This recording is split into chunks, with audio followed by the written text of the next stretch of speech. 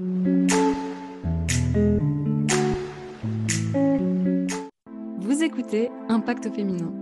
Il n'y a pas si longtemps que ça, je ne me considérais pas comme une personne confiante, j'avais du mal à m'affirmer et à trouver un sens à ma vie. Les dernières années, je ne me sentais pas du tout à ma place, enfermée dans un travail qui m'épuisait, un manque d'estime de moi, un complexe d'infériorité à n'en plus bouger et une dépendance au sucre virulente. Aujourd'hui, j'ai créé 3 entreprises, je vis en Espagne depuis 3 ans, j'ai créé la vie et la liberté pour vivre la vie dont j'ai toujours rêvé. Et dans ce podcast, je vais vous partager les meilleurs outils qui m'ont le plus impacté pour votre développement, extension personnelle et votre éveil spirituel. Dans la saison 1, nous allons parler de Human Design, l'outil qui a complètement changé ma vie et qui est responsable de la mise à niveau incroyable de mon existence. Je suis tellement heureuse que vous m'ayez rejoint pour partager ce moment ensemble. Alors allons-y, c'est parti. Hello tout le monde et bienvenue dans ce nouvel épisode. Je suis super heureuse de vous retrouver aujourd'hui. Il est 8h du matin quand je tourne ce podcast et j'avais hâte de le tourner. Oh oui, que j'avais hâte de vous transmettre et de vous partager ce message. Donc aujourd'hui, on va pas parler de design humain, on va parler de la blessure de rejet. Alors pour ceux qui viennent d'arriver ici, je suis Elisa, coach en design humain, naturopathe spécialisée en sophrologie. Et le titre vous a sûrement interpellé, quand le mensonge devient la vérité et la vérité le mensonge. Alors je vais vous expliquer pourquoi j'ai choisi ce titre, ce n'est pas anodin. Donc on va parler de la blessure de rejet. Et déjà, est-ce que ça te parle, la blessure de rejet? Est-ce que tu as déjà une idée, expérimenté cela? Et avant de commencer, j'ai 4 questions à te poser et vraiment des questions hyper importantes qui vont t'aider pour la suite de ce podcast parce que d'abord, je vais te raconter mon histoire et après, je vais te donner vraiment 4 conseils pour t'aider à te libérer de la blessure justement du rejet.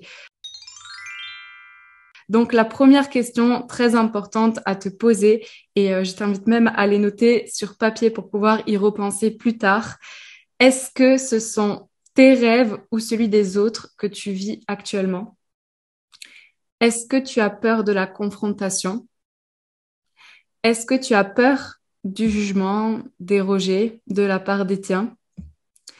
Et est-ce que tu as l'impression de ne pas pouvoir quitter ton emploi actuel par peur de décevoir? Parce que ça ne se fait pas de quitter des collègues comme ça et de laisser tomber les autres qui travaillent avec toi actuellement. Donc, tout cela, c'est des questions très importantes et tu comprendras pourquoi après. Tu peux également te noter celle-ci. Est-ce que l'on s'est déjà montré très dur envers moi-même lorsque j'exprimais une différence? Alors, maintenant que tu as ces questions sous la main, pour te contextualiser vraiment ce podcast et te dire quand le mensonge devient la vérité et la vérité le mensonge, parce que j'ai moi-même très longtemps été dans un mensonge qui s'est transformé en vérité. Donc, pour te raconter les choses, lorsque j'avais 16 ans, j'ai quitté une première fois mes études parce que je n'avais pas confiance en moi.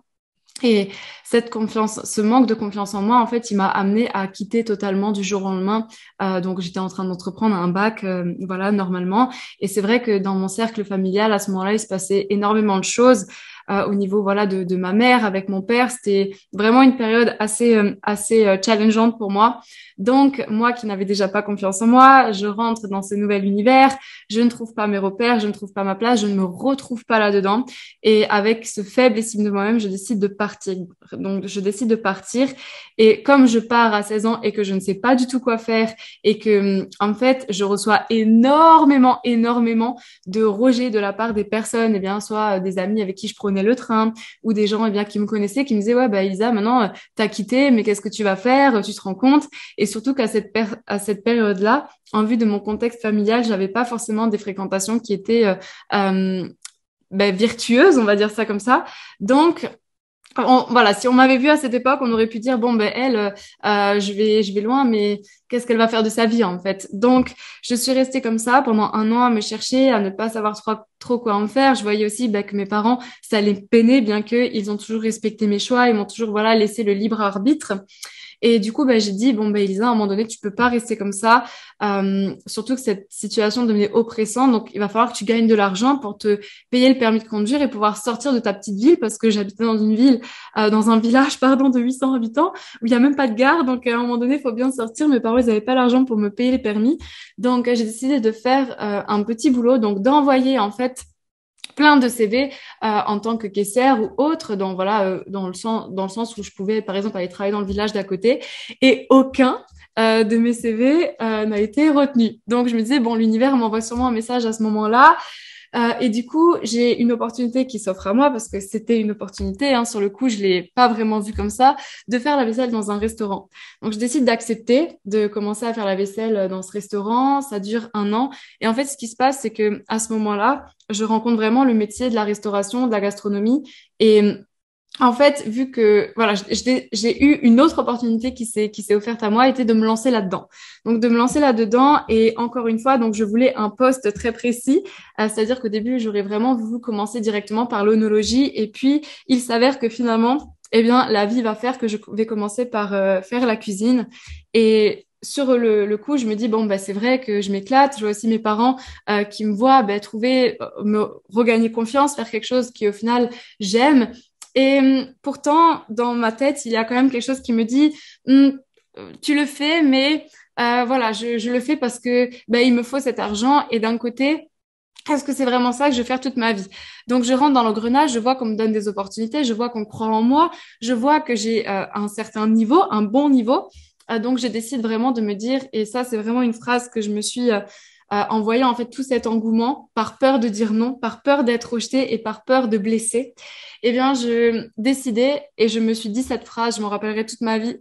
Elisa, plus jamais dans ta vie, on te prendra pour une merde. Parce que je vous avoue qu'à cette époque, et c'est vraiment ce que j'ai ressenti dans le regard des gens, que les gens, alors c'est avec ma perception, parce que je manquais clairement de confiance en moi. On est d'accord, vraiment prenez du recul en écoutant ce podcast, que je suis pas en train là de me lamenter ou de dire oh mon Dieu, il m'est arrivé ça, pas du tout. Vraiment avec ma perception et mes yeux de cette époque, je me disais voilà, plus jamais en fait ne te laisse prendre ou ne te laisse regarder de haut pour une merde parce que c'est clairement ce qui se passait dans ma perception à ce moment-là où je voyais tout le monde qui allait faire des super grandes études et puis moi je me retrouvais à faire la vaisselle qui est souvent cataloguée comme ingrat, mais je pourrais vous raconter dans un podcast pourquoi moi j'ai pris cette expérience comme quelque chose d'ultra enrichissant. Et en fait, donc, je rentre là-dedans, il y a de l'engouement. Voilà, je décide vraiment de me donner à fond, de me créer comme une carapace. Donc, au final, le titre du podcast est vraiment ce que je veux vous faire comprendre par là, c'est que le mensonge que j'étais en train de en fait, voilà, ce métier, je savais que c'était pas quelque chose qui allait me faire vibrer. Et pourtant, j'ai transformé en une espèce de réalité où plus personne, pouvait me dire quelque chose, où c'était moi qui devais être la meilleure. Et effectivement, c'est ce qui s'est passé. Pendant 5 ans, j'ai continué mes études, j'ai repris mes études là-dedans, pardon. Je suis même rentrée dans l'une des plus grandes écoles de gastronomie parce que voilà, j'avais un score excellent. J'étais 2 fois majeure de promotion dans mon école par la suite. Et en fait, je m'étais carrément créé cette carapace de Elisa. Maintenant, tu dois montrer ça et sois forte. Et tiens, mes parents étaient super fiers. Et en fait, pourquoi est-ce que je vous raconte ça au jour d'aujourd'hui? Parce que mon mensonge intérieur s'est transformé en vérité pour les autres, dont tout le monde me voyait ultra épanouie. Et en fait, le jour, et c'est vraiment là où je vais attirer votre attention sur la blessure de Roger, parce qu'on va aborder ce concept de fuir et d'avoir peur de la confrontation. Mais plus vous repoussez l'échéance, en fait, plus en fait votre corps il va venir toquer à votre porte et vous le rappeler. Parce que comme vous avez déjà entendu sur mes autres podcasts où je vous disais que en fait, en 2018, j'ai fait un burn-out, mais ce burn-out, au début, pour moi, c'était de la fatigue et puis c'est tout. Et puis mon corps, il a commencé à faire de l'eczéma. Et puis j'ai commencé à saigner du nez. J'ai commencé à avoir des douleurs lombaires, des douleurs au dos, à être complètement, mais à mon âge, avec quel âge à ce moment-là, à avoir des douleurs, à me lever et me dire, mais mon Dieu, mais quel âge est-ce que j'ai? Et vraiment, en fait, ce burn-out-là, pour moi, il n'était pas attendu. Alors, dans mon inconscient, je savais que c'était plus fait pour moi, mais comme j'avais tellement, entre guillemets, des choses à prouver que je pouvais pas abandonner, il y avait tellement de gens qui m'avaient donné des opportunités, qui m'avaient aidé, que je voulais pas décevoir. Et du coup, je m'étais pris complètement dans un mensonge autour de moi qui, pour les autres, était une complète vérité. Et en fait, mon burn-out m'a vraiment invitée, puisque c'est mon corps, en fait, qui m'a dit, maintenant, ça suffit, en fait, stop, tu vas arrêter. Donc, du jour au lendemain, en 2018, c'était en février 2018, voilà, je ne pouvais plus faire les choses. Je ne pouvais plus y aller, j'allais au travail en pleurant et ça durait quand même depuis 1 an et demi en fait, avant que vraiment les signes du corps s'accentuent. un an et demi déjà avant, je commençais à pleurer, à pas me sentir bien, mais même bien avant au final quand je vous en parle, voilà, c'était mais c'était juste inconscient. Je me disais mais si ça va aller, tiens le choc, allez allez. Et du coup, qu'est-ce qui se passe? Donc, du coup, je commence à découvrir les thérapies brèves, à reprendre confiance en moi, à voir en fait que je vivais dans un mensonge complet. Et là, je commence à l'exposer sur les réseaux sociaux. Donc, je commence à dire, ben voilà, ce que j'ai vécu, mon histoire, et je vois que ça interpelle énormément les gens qui ont vécu durant les années de mes années de restauration avec moi, et que eux tombaient des nues en fait. Mais en fait, je peux pas leur en vouloir. Et vous, quand vous allez changer, quand vous allez vous affirmer, vous pouvez pas leur en vouloir non plus. Et d'un côté, vous n'avez pas écouté ce qu'il dit. Voilà, si vous avez des rêves, si vous avez des envies, ben faites-le. Mais en fait, il y a eu comme ce décalage. Et en fait, tout ce que je disais était comme pas vrai, ou était faux, ou était des mensonges. Alors que la vérité, c'était que moi, dans mon corps, je n'en pouvais plus. Et du coup, donc là, je vais vraiment appuyer sur des choses qui sont différentes. Si aujourd'hui, vous avez cette sensation de pas être correct, vraiment, donc là, les 4 conseils que je peux vraiment vous donner, et déjà, comment savoir si vous êtes dans la blessure de rejet? Eh bien, la blessure de rejet, c'est se sentir vexé, d'avoir des choix différents, de pas oser dire non, et aussi bah, de vouloir appartenir. Parce qu'en fait, au jour d'aujourd'hui, la blessure de rejet, c'est quelque chose qui fait vraiment part de la société. C'est l'une des peurs, en fait. La peur d'être rejeté d'un groupe, rejeté d'une tribu, c'est l'une des peurs les plus grandes voilà, de l'être humain. Et en fait, le fait d'être rejeté, et c'est pour ça que peut-être aujourd'hui, donc comment savoir si vous vivez la blessure de rejet? Peut-être que dans votre enfance ou à un moment donné dans votre vie, vous avez essayé de vous affirmer, vous êtes affirmé sur certaines choses, on vous a critiqué, on vous a mis à part, que ce soit à l'école ou autre. Et en fait, un trauma, c'est quoi? C'est juste une information trop violente et trop rapide pour le corps. Donc peut-être que sur vous, sur le moment, vous l'avez pas vraiment, voilà, ça vous est arrivé, vous avez eu mal, et après ça c'est comme si c'était bloqué en vous. Et cette sensation, elle reviendra à chaque fois que vous allez vivre en fait une sensation d'être éjecté dans votre corps, ça va se manifester par quelque chose de désagréable, ou alors vous allez devenir impulsif. Et en fait, moi, c'était clairement ça. Déjà, dans mon enfance, j'étais très critiquée. Voilà, j'étais vraiment rejetée plusieurs fois, mais c'est OK.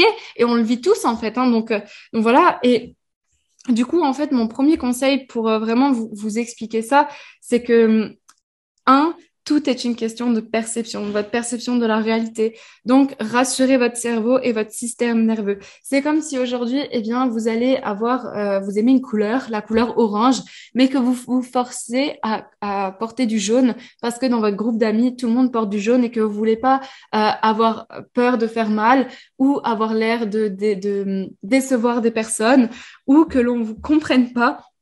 Donc, vous allez continuer à mettre du jaune.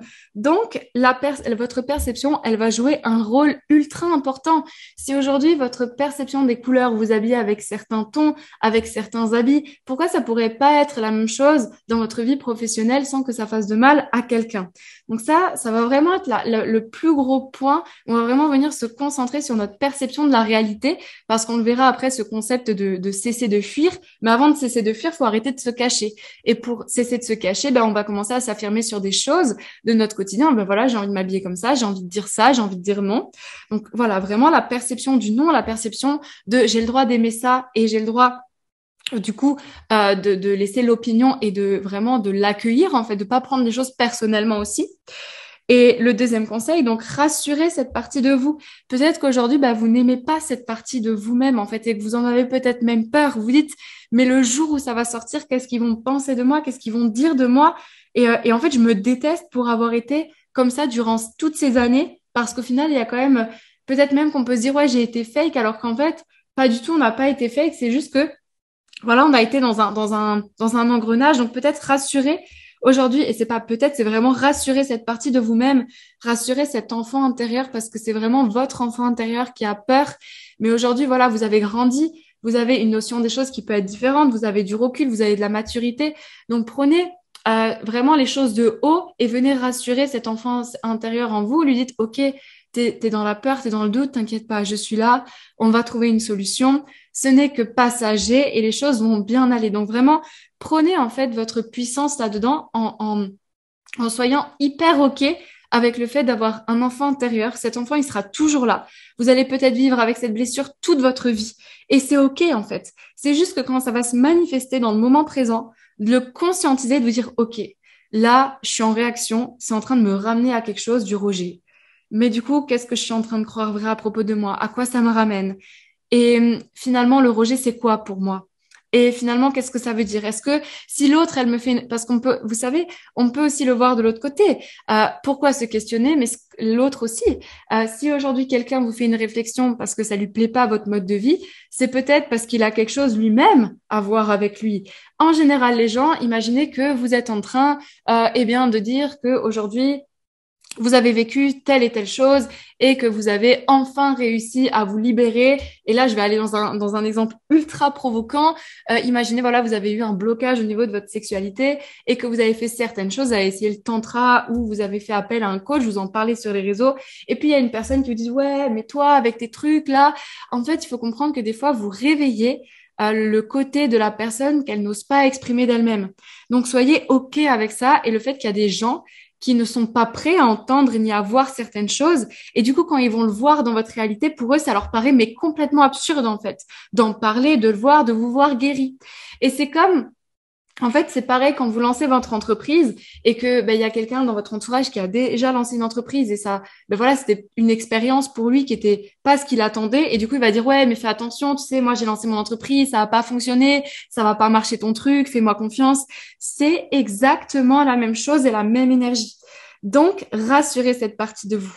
La troisième des choses, posez-vous les bonnes questions. Vraiment, posez-vous les bonnes questions, des questions constructives qui vont renforcer votre partie de vous-même pour aller de l'avant. La première, quel est le sens? Et pour savoir si c'est juste une fatigue passagère ou si vraiment vous faites les choses plus pour faire plaisir ou en fonction des autres ou pour faire plaisir à un parent parce que vous avez été vous êtes dans un engrenage maintenant qui peut être pour vous complètement, vous dites comment je vais me sortir de là et peut-être que pour vous il n'y a même pas d'autre issue parce que pour moi il n'y avait pas d'autre issue clairement. Je me sentais, en fait je crois que si mon corps il m'avait pas fait tous ces signaux, j'étais pas au plus mal dans mon système nerveux, que je pleurais pas autant. Mais je crois que je sais pas en fait si j'avais pas rencontré les thérapies dont je vais vous parler aussi ultérieurement. Donc déjà, quel est le sens derrière ce que vous faites? Et est-ce que c'est vraiment mon rêve? La question que je vous ai posée au début. Et la procrastination peut être un très bon détecteur parce que quand vous procrastinez une tâche, alors oui, des fois on a la flemme, on n'a pas envie, donc notre cerveau, il nous raconte il nous joue des tours, il veut la gratification immédiate. Mais bien souvent, quand on procrastine une tâche, c'est parce que nous-mêmes, en fait, on n'a pas envie de le faire. Et combien j'ai de personnes qui me disent, ouais, mais Lisa, j'ai envie de lancer ma chaîne YouTube, mais j'y arrive pas. Mais est-ce que tu as vraiment envie de lancer une chaîne YouTube, en fait? Et qu'est-ce qui te retient de passer à l'action aujourd'hui, de quitter votre travail? Bien souvent, on se fixe des objectifs, on se dit, ouais, je vais quitter mon travail, mais on pense pas à ce qui va se passer si on le fait pas et qu'on continue, en fait, à se mentir à soi-même. Et qu'est-ce qui va se passer si vous continuez à aller dans cette direction, mais même pas que pour vous, mais pour votre corps? Et quels étaient vos rêves d'enfant? Qu'est-ce que vous rêviez quand reconnectez-vous à cette partie de vous-même, à votre enfant intérieur? Donc, est-ce que vous vous sentez pleinement vivant dans ce que vous faites? Est-ce que ça vous nourrit? Est-ce que vous vous sentez en joie? Est-ce que vous vous sentez bien? Si les questions suivantes, elles ne résonnent pas pour vous, prenez du temps vraiment dans un moment, dans la journée, dans la semaine pour y répondre et faire le point. Et mon quatrième conseil, qui est sûrement le plus, le cesser de fuir en fait, qui peut être pris comme un oh, mon Dieu, il faut que je passe à l'action et que je le dise. Donc déjà dans les petites actions, une petite action chaque jour, on sous-estime vraiment ce qu'on peut faire sous 365 jours. Mais je vous assure que si chaque jour vous commencez à vous affirmer, chaque jour vous commencez à dire non, chaque jour vous commencez à en parler à des personnes qui sont prêtes à vous écouter, non pas pour vous juger, mais pour vous dire ok, je comprends, je te comprends. Mais vraiment, mais vas-y, mais fonce, tu es capable de le faire. Donc, entourez-vous. Et en fait, il y a tellement plein d'autres conseils que je pourrais vous donner, que j'ai pas listé vraiment ici, parce que ça peut être le fait d'être entouré de personnes qui croient en vous, de personnes qui vont vous soutenir et qui vont vous dire, mais vas-y, mais go, mais fais-le, en fait. Voilà, tu peux le faire. Donc, les différentes thérapies brèves qui peuvent vous aider dans ce podcast, dans ce podcast, avec la blessure de rejet, c'est vraiment déjà l'EFT, le Human Design, la sophrologie. Donc, tout ça, c'est des thérapies brèves qui peuvent vous aider à libérer les émotions, Parce que comme j'ai expliqué, un traumatisme, c'est une information qui arrive trop forte et soudainement pour nous, que des fois, ça nous arrive et ça reste bloqué. Et c'est pour ça que je donne souvent cet exemple. Pendant très longtemps, quand je vivais justement ce mal-être, en fait, quand j'allais en cours et que je me sentais pas bien, tous les dimanches soirs, je vivais de l'anxiété. J'étais anxieuse, en fait. J'étais pas bien. Et en fait, quand je suis devenue entrepreneur et quand j'ai développé mon entreprise, le dimanche soir, ça m'arrivait de ressentir l'anxiété et les angoisses. Et en fait, je me suis dit, mais en fait, le corps, il est dingue parce que pendant des années, j'ai inculqué à mon corps, c'est comme un peu quand vous faites sonner la cloche à votre chien et qu'en fait, à chaque fois que vous faites sonner la cloche à votre chien, ça lui indique qu'il va manger. À un moment donné, il va commencer à baver juste avant même que vous lui montriez la gamelle, mais juste quand vous allez sonner la cloche. Eh bien, c'est exactement ce qui se passait avec mon corps. Je continuais à avoir l'anxiété alors que c'était terminé. Et du coup, l'EFT, c'est une pratique qui vise à, donc on appelle aussi tapping, Emotional Freedom Technique en anglais, qui vise à taper sur des points d'acupuncture du corps pour envoyer de l'énergie. Donc, on va taper sur des points du visage, du corps, du buste, pour envoyer de l'énergie au méridien et pour justement débloquer, libérer l'émotion qui a été enfuite. Donc, à ce moment-là, vous pouvez pleurer, vous pouvez avoir voilà, vous pouvez tout soudainement vous sentir ultra triste et après vous sentir bien. Mais vous libérez en fait. Emotional Freedom Technique. Vous avez le Human Design qui, lui, vous permet vraiment de vous reconnecter à votre essence. Vous êtes dans mon podcast, vous savez ô combien le design humain, il m'a aidé. Vous êtes sur ma chaîne YouTube, sur mon blog, je donne énormément de contenu. Vous tapez Elisa Sorcier sur Google, sur YouTube, vous trouvez mais tellement de ressources pour déjà comprendre, de vous aider à comprendre, ce qui est le mieux pour vous aujourd'hui. Le design humain, c'est vraiment quelque chose qui va vous reconnecter à votre essence, qui va vous reconnecter à ce que vous aimez vraiment, parce que c'est clairement ça, hein. Et on peut dire tout ce qu'on veut, mais c'est vraiment un outil qui est ultra bluffant sous plein de points et il nous révèle en fait à différents niveaux, mais c'est juste extraordinaire. Donc il y a vraiment le design humain et il y a aussi la sophrologie, justement pour venir calmer son système nerveux, se reconnecter à son système, à son enfant intérieur, à faire des méditations, à se reconnecter à notre souffle, à gérer tout ce qui peut se passer quand on va vivre ça et quand on va s'affirmer. Donc peut-être oui qu'on va vous traiter de menteur, peut-être oui qu'on va vous rabaisser, peut-être oui qu'on va vous critiquer. Et encore, vraiment, j'ai envie de vous dire, si vous avez un rêve et si vous savez c'est quoi votre vérité, parce que moi, quand j'ai quitté mon travail, je savais réellement quelle était ma vérité à ce moment-là.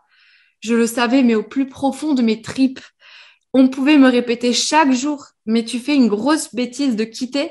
Mais je savais ô combien c'était faux, de par tous les signaux de mon corps, de par tout ce que j'avais pu vivre comme angoisse, comme peur, comme pleurs. Donc, si vous connaissez la vérité, vraiment, allez vers les choses qui vous nourrissent, qui vous rendent vivant, et peu importe ce que l'on peut dire de vous, ce que l'on peut, penser de vous. Ce n'est pas les autres qui vont, vous savez, j'adore cette citation de Steve Jobs et je la répète, mais tellement de fois. Vraiment, votre temps est limité. Un jour, vous allez mourir. Donc, pourquoi est-ce que vous continuez à vivre une vie qui n'est pas la vôtre? Clairement. Donc, voilà pour mon partage, pour ce podcast. Partagez mon podcast à des personnes qui ont besoin d'entendre ça. Allez voir mes articles de blog sur le Human Design en tapant Elisa Sorcier sur YouTube, sur Internet, sur Google, vous tapez Elisa Sorcier, vous allez tomber sur une panel de blogs, sur mon Instagram où je fais énormément de live, de publications. Vous pouvez venir me voir en message privé pour me faire vos retours. Vous savez que j'adore échanger avec vous, j'adore connaître vos ressentis par rapport justement à mes partages, entendre vos histoires aussi. Voilà, je suis toujours heureuse et ô combien de fois vous le faites et vraiment c'est hyper riche. Donc merci pour ça. Et voilà, donc pensez à vous abonner au podcast. Et sur ce, je vous souhaite vraiment une lumineuse journée. Prenez soin de vous et à très vite dans un prochain épisode.